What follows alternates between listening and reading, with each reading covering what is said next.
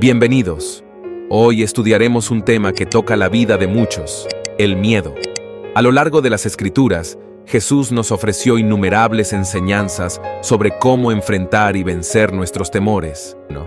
Confía en Dios. Jesús nos enseñó que el fundamento para vencer el miedo es la confianza en Dios. En Mateo capítulo 6, versículo 34 nos recuerda: no os afanéis pues por el día de mañana, porque el día de mañana traerá su afán. La confianza en Dios es un pilar fundamental en las enseñanzas de Jesús, especialmente en relación a cómo vencer el miedo. Jesús sabía que la vida está llena de incertidumbres y desafíos que pueden fácilmente generar ansiedad y temor en el corazón humano. Por esta razón, en Mateo 6:34, Jesús nos llama a vivir en el presente y a confiar en la provisión de Dios para el futuro.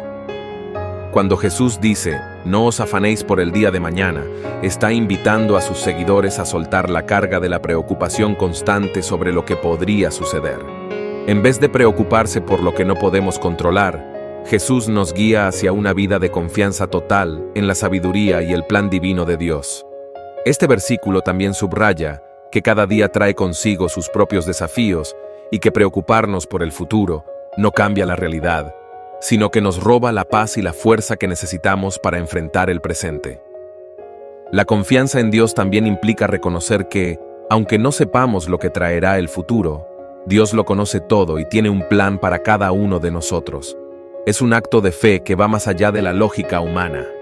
Es entregarle nuestras ansiedades a aquel que tiene el control de todas las cosas.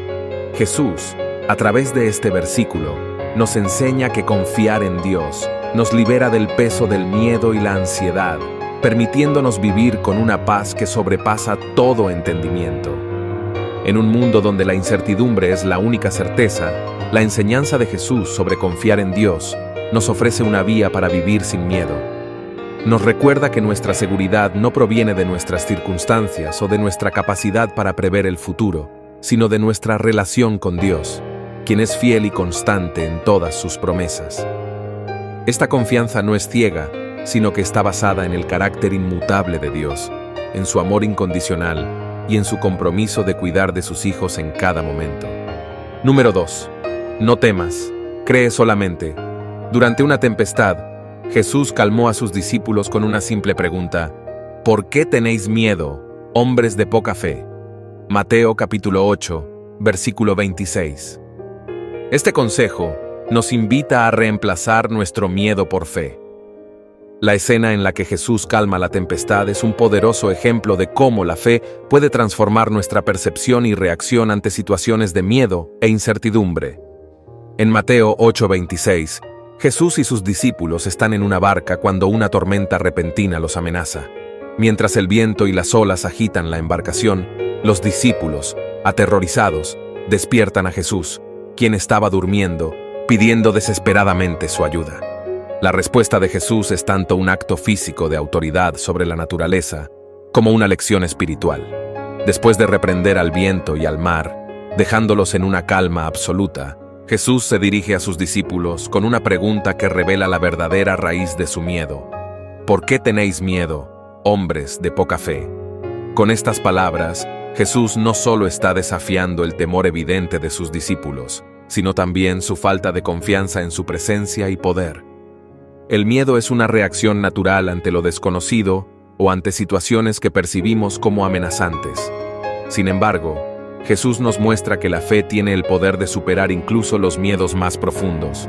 Su pregunta a los discípulos resalta que el miedo, en su esencia, es una señal de falta de fe, una falta de confianza en la protección y el propósito de Dios. Cuando Jesús dice, no temas, cree solamente, está haciendo un llamado a una fe que va más allá de las circunstancias inmediatas. Está invitando a sus seguidores a confiar en que, sin importar cuán caótica o fuera de control parezca la situación, Él tiene el poder de traer calma y orden. Este tipo de fe no se basa en la ausencia de problemas, sino en la certeza de la presencia de Dios en medio de esos problemas. La enseñanza de Jesús en este contexto nos desafía a examinar nuestras propias vidas y a preguntarnos, ¿dónde estoy permitiendo que el miedo tome el control? ¿En qué áreas necesito reemplazar ese miedo con una fe más profunda? Nos recuerda que la fe no es una negación de la realidad, sino una confianza firme en que, incluso en las tormentas de la vida, Dios está con nosotros, guiándonos y protegiéndonos. El acto de creer solamente es un acto de rendición, de dejar de lado nuestros propios intentos de controlar o entender todo y de confiar en que Dios, en su sabiduría y amor infinitos, tiene un plan que es bueno y perfecto. Es un recordatorio constante de que, con fe, podemos enfrentar cualquier desafío, sabiendo que no estamos solos y que el poder de Dios es más grande que cualquier tormenta que podamos enfrentar. Número 3. La paz de Jesús. Antes de partir, Jesús dejó un regalo a sus seguidores. La paz os dejo, mi paz os doy. Yo no os la doy como el mundo la da. No se turbe vuestro corazón, ni tenga miedo. Juan capítulo 14, versículo 27. La paz que Jesús ofrece en Juan 14, 27 es un concepto profundamente significativo y transformador. No es simplemente la ausencia de conflictos o problemas, sino una paz que trasciende las circunstancias externas y radica en la seguridad de la presencia y el amor de Dios. Cuando Jesús dice, «La paz os dejo, mi paz os doy, yo no os la doy como el mundo la da», está diferenciando claramente el tipo de paz que Él ofrece de la que el mundo puede dar. La paz del mundo suele depender de la estabilidad externa, como la ausencia de guerra, conflictos o dificultades. Es una paz frágil, que puede ser fácilmente alterada por cambios en las circunstancias o por las tensiones que la vida presenta. En contraste, la paz de Jesús es una paz interior, profundamente arraigada en la confianza en Dios y en su soberanía. Es una paz que no se ve afectada por las tormentas externas, porque está basada en una relación inquebrantable con Dios. Esta paz no ignora las dificultades ni pretende que no existen, pero ofrece una manera de vivir en medio de ellas, con serenidad y confianza. Jesús ofrece esta paz a sus discípulos en un momento crucial, antes de su arresto y crucifixión, cuando ellos estaban a punto de enfrentar un período de gran incertidumbre y miedo. Al decirles que no se turben ni tengan miedo, Jesús les está asegurando que, a pesar de lo que está por venir, su presencia y paz estarán con ellos. Esta promesa no era solo para ese momento específico, sino que se extiende a todos los creyentes a lo largo del tiempo. La paz de Jesús también implica una reconciliación con Dios. A través de su sacrificio, Jesús abrió el camino para que los seres humanos pudieran experimentar una relación restaurada con Dios, libre de la carga del pecado y la culpa. Esta reconciliación trae consigo una paz que el mundo no puede ofrecer, la seguridad de que somos amados y aceptados por Dios, y que nada puede separarnos de su amor. Vivir en la paz de Jesús es un acto de fe diaria.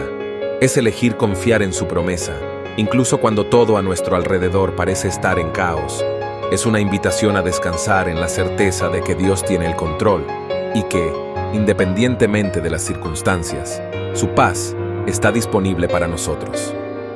Esta paz también tiene un impacto en cómo nos relacionamos con los demás. Al experimentar la paz de Jesús, somos llamados a ser agentes de paz en el mundo, reflejando el amor y la gracia que hemos recibido. Es un recordatorio de que, a través de nuestra fe, podemos llevar luz y esperanza a un mundo que desesperadamente necesita ambas cosas. Número 4. Ánimo, soy yo, no temáis. En medio de otra tormenta, Jesús se acercó a sus discípulos caminando sobre el agua, tranquilizándolos con su presencia. Mateo capítulo 14, versículo 27. El relato de Jesús caminando sobre el agua y su encuentro con los discípulos en medio de la tormenta es una de las historias más impactantes y simbólicas del Nuevo Testamento. Este evento, narrado en Mateo 14, 27, no solo muestra el poder milagroso de Jesús, sino que también transmite un mensaje profundo sobre la fe, el coraje y la presencia divina en momentos de miedo y desesperación. Los discípulos se encuentran en una situación de gran angustia. Están en una barca, en medio del mar de Galilea, enfrentando una tormenta feroz durante la noche. Las olas los azotan, el viento es fuerte, y la oscuridad amplifica su miedo. En este contexto, ver a una figura caminando sobre el agua en la oscuridad parece más un presagio aterrador que una señal de esperanza. Ellos, aterrorizados, piensan que es un fantasma. Es en este momento de máxima confusión y miedo que Jesús se revela con las palabras: «Ánimo, soy yo, no temáis». Estas palabras son poderosas en varios niveles.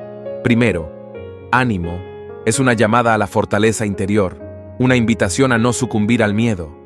Jesús reconoce su miedo, pero inmediatamente les ofrece una solución: Él mismo. La frase «soy yo» es aún más significativa.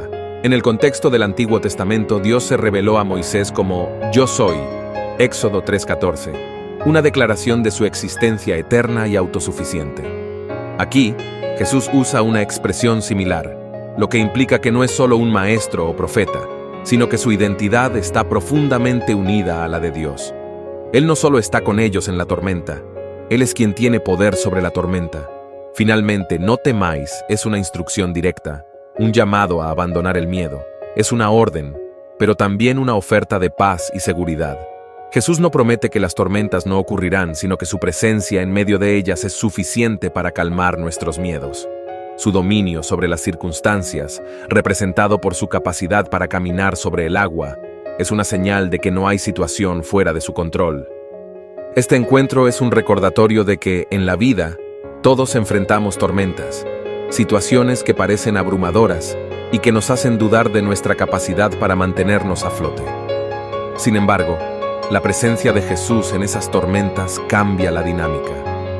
Él no solo está con nosotros, sino que tiene el poder de transformar nuestra perspectiva y darnos coraje donde antes había miedo. Además, este evento invita a reflexionar sobre nuestra respuesta al miedo. Los discípulos, que habían visto a Jesús hacer milagros antes, todavía luchaban con el miedo y la incredulidad.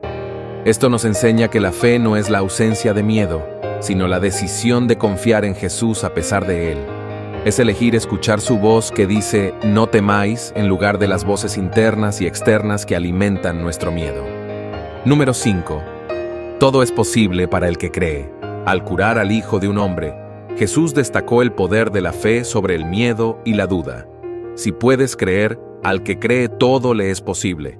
Marcos capítulo 9, versículo 23. La declaración de Jesús, al que cree todo le es posible, en Marcos 9:23, es una afirmación poderosa y transformadora sobre la fe. Esta declaración se produce en el contexto de un encuentro conmovedor entre Jesús y un padre desesperado cuyo hijo está poseído por un espíritu que lo atormenta. El padre, habiendo visto a los discípulos de Jesús fallar en curar a su hijo, acude a Jesús con una mezcla de esperanza y duda, pidiendo ayuda con la frase: «Si puedes hacer algo, ten compasión de nosotros y ayúdanos». La respuesta de Jesús a esta petición es tanto un reto como una invitación. Si puedes creer, al que cree todo le es posible. Con estas palabras, Jesús no solo responde a la situación inmediata del Padre y su Hijo, sino que establece un principio espiritual profundo que se aplica a todos los aspectos de la vida. La clave aquí es la fe, una fe que no se basa en las circunstancias visibles o en la capacidad humana, sino en la confianza absoluta en el poder y la bondad de Dios. La afirmación «todo es posible para el que cree» no debe interpretarse como una promesa de que cualquier deseo o petición será concedido sin más, sino que pone en relieve el potencial ilimitado de la fe cuando está alineada con la voluntad de Dios. Es una llamada a expandir nuestra visión, a superar las limitaciones de nuestra comprensión humana y a confiar en que Dios puede obrar de maneras que van más allá de nuestras expectativas y capacidades. Esta enseñanza nos desafía a examinar la naturaleza de nuestra fe. Jesús no está diciendo que la fe es una herramienta mágica para obtener lo que queremos, sino que es una actitud de corazón que confía en Dios, incluso cuando las circunstancias parecen insuperables. La fe verdadera es una fe que persiste en medio de la duda, que espera en Dios, incluso cuando las respuestas no son inmediatas o evidentes. El contexto del pasaje también revela la lucha entre el miedo y la fe. El padre del niño está en un lugar de desesperación, habiendo intentado todo sin éxito. Su petición a Jesús, con la condición «si puedes», refleja una fe vacilante, una fe que ha sido golpeada por la realidad de sus fracasos anteriores. Sin embargo, Jesús lo llama a una fe más profunda, una fe que no se basa en la experiencia pasada, sino en la persona de Cristo y en su poder. Además, la respuesta del Padre a Jesús, creo, ayuda a mi incredulidad, es una de las confesiones más sinceras y humanas en el Evangelio. Reconoce su fe imperfecta y pide ayuda para superar sus dudas. Este momento subraya que la fe no es perfecta ni estática, sino que es un proceso de crecimiento y dependencia constante de Dios. En última instancia, todo es posible para el que cree. Es un recordatorio de que nuestras limitaciones no son las de Dios. Nos invita a acercarnos a Él con confianza, sabiendo que su poder y su voluntad superan nuestras capacidades y comprensión. Esta enseñanza nos llama a confiar en que, aunque no siempre entendamos el cómo o el cuándo, Dios es capaz de obrar en nuestras vidas de maneras que nunca podríamos imaginar. Número 6. Orar en momentos de angustia. Jesús modeló la oración como una herramienta para enfrentar el miedo, especialmente evidente en el huerto de Getsemaní, donde oró intensamente antes de su arresto. Lucas capítulo 22, versículo 44. La escena de Jesús orando en el huerto de Getsemaní es uno de los momentos más profundos y conmovedores del Evangelio, revelando la humanidad de Jesús y la poderosa herramienta que es la oración en momentos de angustia. En Lucas 22, 44, vemos a Jesús enfrentando un momento de angustia extrema, sabiendo que su arresto, juicio y crucifixión están a punto de ocurrir. Es un momento de soledad y sufrimiento anticipado, en el que Jesús se retira a orar, buscando fuerza y consuelo en su Padre Celestial. En Getsemaní, la oración de Jesús es intensa y sincera. Él no oculta su angustia, sino que la lleva directamente a Dios, orando con tanta fervor que su sudor se convierte en como gotas de sangre que caían a tierra. Esta imagen potente nos muestra que la oración no es solo un ritual o una formalidad, sino un canal vital para expresar nuestras emociones más profundas y buscar la ayuda divina. La oración de Jesús, en este momento crucial, tiene varias dimensiones. Primero, es una oración de honestidad, donde Jesús reconoce su deseo humano de evitar el sufrimiento que se avecina. Padre, si es tu voluntad, aparta de mí esta copa. Sin embargo, su oración no se detiene ahí. Jesús continúa con una entrega total a la voluntad de Dios, pero no se haga mi voluntad, sino la tuya. Esta combinación de honestidad y rendición es un modelo poderoso para nuestras propias oraciones en tiempos de angustia. Jesús también muestra que la oración es una fuente de fortaleza. Aunque enfrenta un sufrimiento inminente, su tiempo en oración lo capacita para enfrentar lo que está por venir con determinación y paz. La oración no eliminó el sufrimiento, pero le dio la fuerza necesaria para soportarlo y cumplir con su propósito divino. Esto nos enseña que la oración no siempre cambiará nuestras circunstancias, pero siempre tiene el poder de cambiarnos a nosotros, fortaleciendo nuestra fe y nuestra capacidad para enfrentar desafíos difíciles. El ejemplo de Jesús en Getsemaní también nos enseña sobre la importancia de la persistencia en la oración. Aunque sus discípulos se quedaban dormidos, Jesús oró repetidamente, mostrando que la oración en momentos de angustia no es un acto único, sino un proceso continuo de buscar a Dios, confiar en Él y encontrar fortaleza en su presencia. Además, esta escena subraya que la oración es una expresión de dependencia total en Dios.